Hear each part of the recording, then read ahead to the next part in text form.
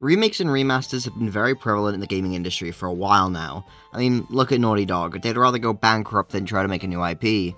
But at this point, no franchise can escape the need to return to the past and try to fix what they fucked up. Even the biggest franchise in the world, Pokemon. And so, in 2004, Game Freak finally dipped their hands into the world of remakes. Starting with Pokemon's third generation, Game Freak would begin remaking all titles after a certain amount of time had passed, and this all began with Fire Red and Leaf Green. It's fucking Kanto again. To be fair, these were desperately needed, as with Generation 3's massive overhaul of all of the game's mechanics, it made trading from Gens 1 and 2 over to 3 completely impossible. My name is Renegade and welcome back to the Mainline Pokemon Retrospective, where I take a look at every single mainline Pokemon title, including remakes obviously, to decide how good these games truly were and if they still are now. Last episode we took a look at Ruby, Sapphire, and Emerald and came to the overall conclusion that these are brilliant titles and with some minor tweaks could genuinely be considered perfect. This episode, like stated, we're looking at the other half of Generation 3, Fire Red and Leaf Green, and just for this video and future videos which are dedicated to just remakes, I'll be making some changes to the overall structure.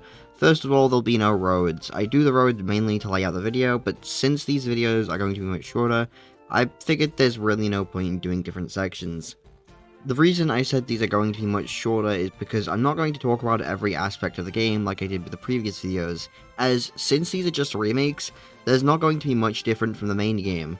I'm mainly going to be focusing on the changes and my thoughts on them. And with that said, let's begin talking about Pokemon Fire Red and Leaf Green.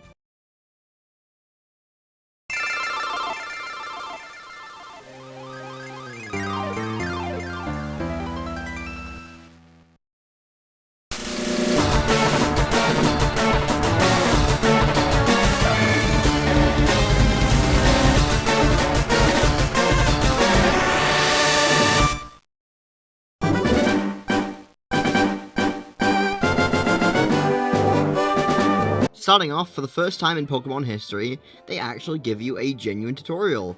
I'm so proud of you, Game Freak. It only took you 3 generations to finally tell us how to play the damn game. And for what it's worth, I don't think this tutorial is that bad. It tells you the essentials while still giving you the room to figure stuff out on your own, and lets you know that if you get stuck, you can always get help. And it also gives you a fair gist of the plot. Another thing they changed was you now have 2 playable characters. Obviously, you've got Red, but there's also my favorite color, Leaf. Like with Pokemon Crystal and every single Pokemon game since then, it doesn't really matter much which one you pick. I did want to bring it up though because I think it's cool that we have options now. After speaking to Professor Oak, getting my starter, etc., which pretty much is fairly similar to the original, except the rival battle now has a genuine tutorial added to it, which again, pretty good tutorial, teaching you about battling and what to do. But after that, the real test begins. See, if you didn't know, I despise original Gen 1. It is a slog to get through, and it's probably one of my least favorite games of all time. I know it has its shooters out there, but I just can't personally get into it. One of the reasons I think Gen 1 is such a slog is the XP system. It takes forever to level up in that game, especially early on when you can't fight many trainers and are reduced to wild Pokemon. So the massive test of this game, does it make Gen 1 playable? And I'm glad to report that it does exactly that. Leveling is so much faster in this game. I don't know what it is, but it is not nearly as much of a chore to do as it is in OG Gen 1. 10 out of 10 remake already, personally. Visually, I also want to bring up that this game looks pretty great. The sprite art is genuinely really nice and has this nice feeling to it. I think it adapts Gen 1's overall art style pretty damn well. Also, speaking of the visuals, I like the redesigns this game made instead of just doing Gen 1 1-to-1. Not just character design wise either, they made changes to the actual world. Poke Centers look way better now and match the design of Hoenn's Poke Centers. Pewter City's museum looks like an actual museum instead of just a big house. And of course, character design wise, most characters are the same, but others such as Brock have undergone slight redesigns. Like, for example, Brock's no longer shirtless. I do like these changes. It does feel like they're taking their own liberties instead of making the game exactly the same, just with a graphical upgrade. Speaking of changes I like, upon beating Brock and going forward to Cerulean, you can speak to Professor Oak's aide, who gives you the running shoes. Thank fucking god. I was a bit worried these wouldn't be in the game because it takes a while for you to be given them for some reason, but I'm very glad they're included. Definitely helps to make the game faster, although, again, my main flaw is that I don't know why it takes so long for you to get them, when really they should just be at the start. Aside from that, not much changes surrounding Misty's gym. The layout of Mount Moon is pretty much the same as the original, it's just slightly bigger and also has more overall detail, like with there being sand in certain areas now. After beating Sonic 2's ass again, he makes it known that he still fucking hates us and ends up giving us a fame checker because he feels sorry. What a nice fellow. The fame checker is kinda cool. It gives you descriptions and info on people you've met based off what they've said. It's basically an encyclopedia on every character. Not much else to say on it though, but it's still a neat little thing. While we're speaking about things we own, the Pokédex also got a massive upgrade. In the original games, it just gave you a list of Pokemon and didn't really give you many options due to the weak hardware. In Fire Red and Leaf Green, there are now so many filters. You can enter numerical mode, search for habitats, check out rare Pokemon, search from A to Z, Pokemon types, etc. It's a brilliant upgrade from the original in my opinion. The bag also got a pretty big upgrade. If you'll think back, the original games had a 20 item limit. There were no slots or anything. You just had 20 items and that's it. In this game, similar to Ruby, Sapphire, and Emerald, there's basically no limit except for the items pocket. The two specialized pockets, that being the key items and Pokeball pockets, can hold every item of their type at a single time. The items pocket has a 42 item limit, which is a big difference for a measly 20. If you're wondering where the berries and TM pockets go, well actually Game Freak decided they just removed TMs and berries from the game, so you won't need the pockets. No, I'm just joking. TM/HMs are now stored in the TM case, which is in the key items pocket, and same with berries, which are stored in the berry pouch. They're automatically obtained when you get your first TM/HM or berry. Personally, I just think it was kind of a weird choice compared to just giving us more pockets, but it's fine, I'm not gonna freak out over it.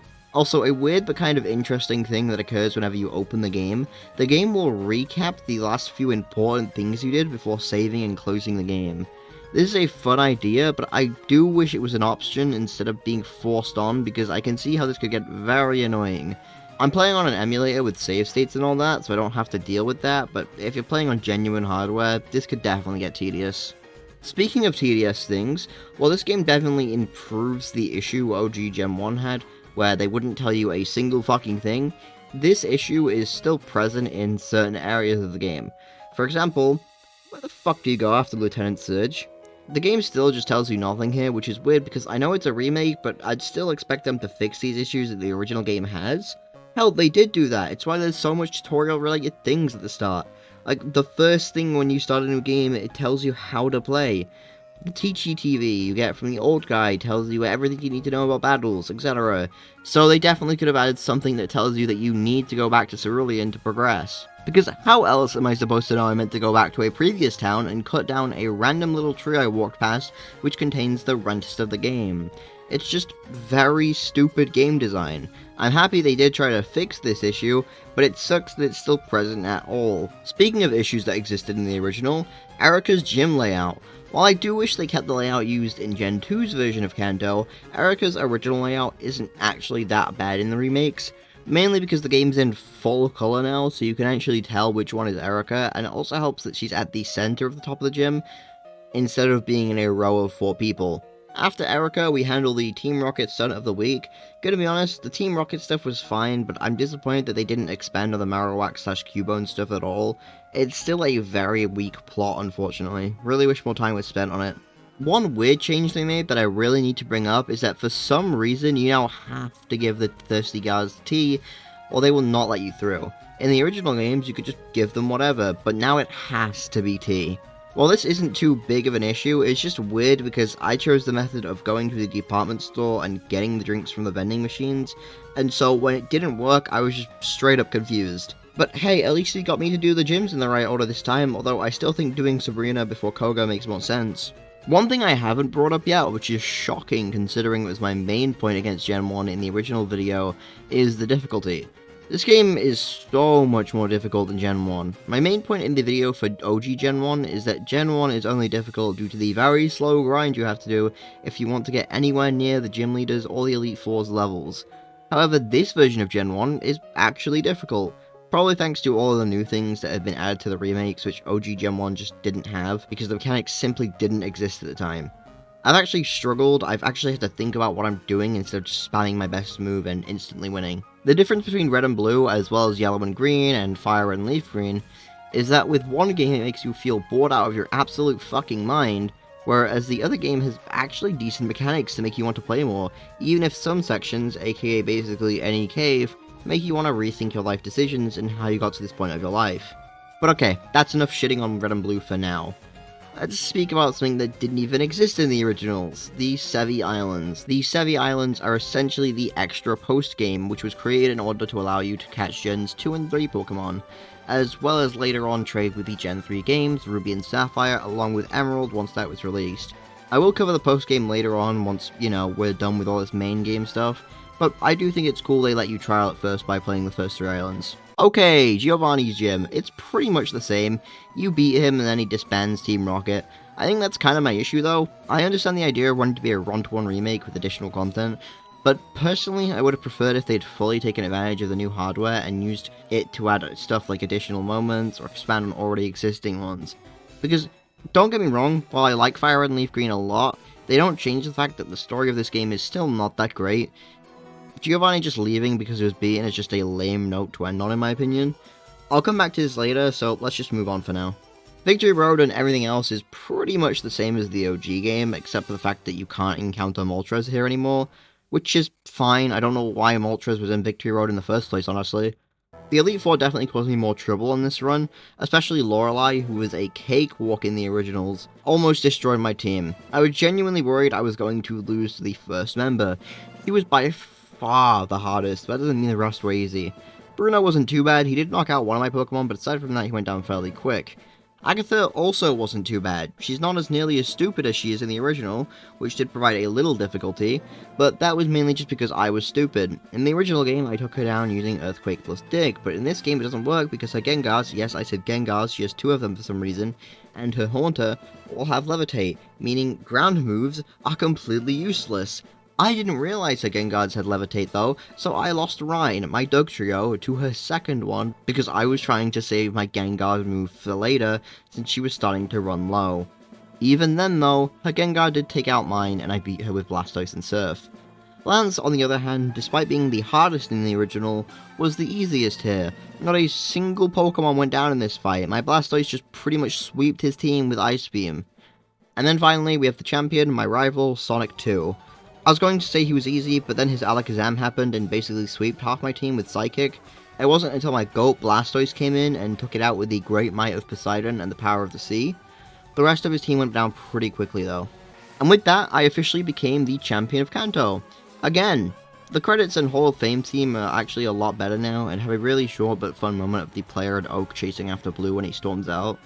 Also, when you reopen the game, you're greeted by Oak telling you how he expects you to travel to a ton of new locales. You could take this in 2 different ways. Either he's referring to Johto and Hoenn and how he expects the player to play those games after this one, or he's referring to the Sevii Islands. Either way, it's a fun bit of dialogue instead of just opening the game to nothing. By the way, here's the final team, just to show them off like I do in every video in this series.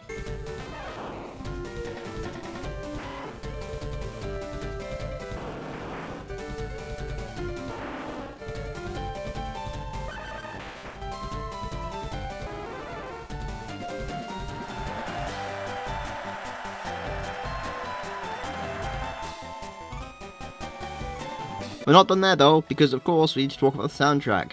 Now, obviously with this being a remake, there's not much to discuss with the songs. It's pretty much the same songs you heard all the way back in the original Red and Blue. However, the GBA adds so much more life to these songs. The original soundtrack is already great, but the Fire Red and Leaf Green version of the soundtrack is just vastly superior in my opinion. I don't think I need to explain why, I'll just put a comparison here.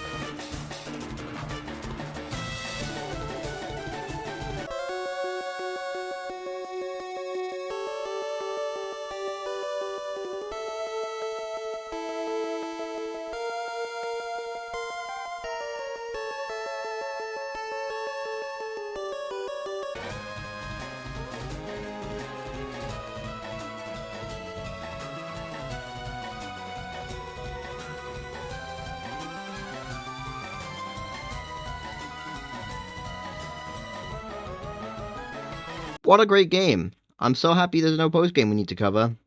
Oh, for fuck's sake. Okay, so these Sevii Islands. I'll start with the part that I didn't do earlier, which is the introduction to the islands. First off, I do love that they brought Bill back. It makes his appearance earlier feel actually important and not like a filler arc just so you can get on the SSN. I also think the islands visually look pretty great, especially the berry forest, which doesn't even look like an area from Kanto. Hell, overall there's a lot of areas here that are definitely unique, like the Ice Cave or Mount Ember.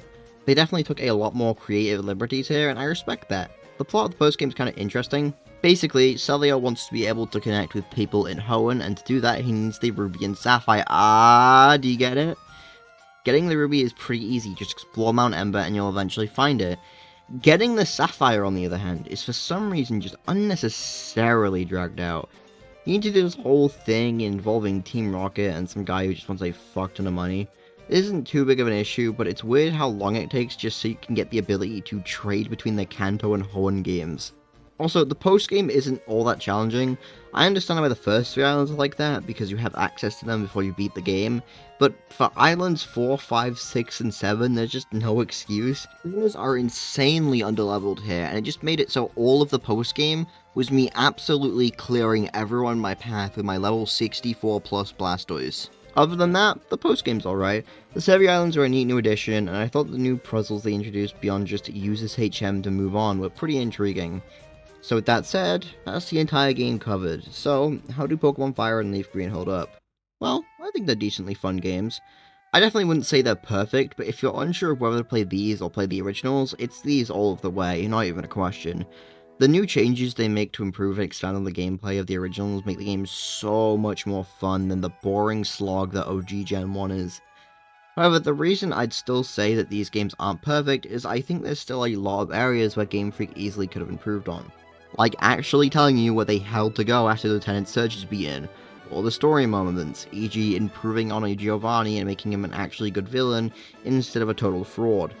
This isn't to take away from all of the new stuff they did add, but more to say that I think those new things were integrated so well that I wish they went further in parts. Pokemon Fire and Leaf Green are fun, there's no other way to put it. With great visuals, a really enjoyable soundtrack, and entertaining gameplay, they made me appreciate Kanto way more than I used to. And while I do think it could have been better, that doesn't mean the games are bad. Before I end off, I'm going to remember to include the tier list here that I keep forgetting to include. Personally, I'm putting Fire and Leaf Green in A tier because while I think they're fun, they're definitely not my favourites.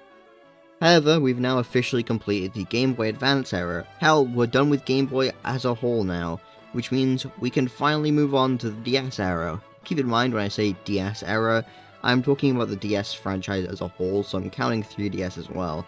This era includes 4 generations, that being Gens 4, 5, 6, and 7. In the next episode of this little retrospective series, we'll finally cover Pokemon Diamond, Pearl, and Platinum. But until then, thank you all for watching, and I'll see you all next time.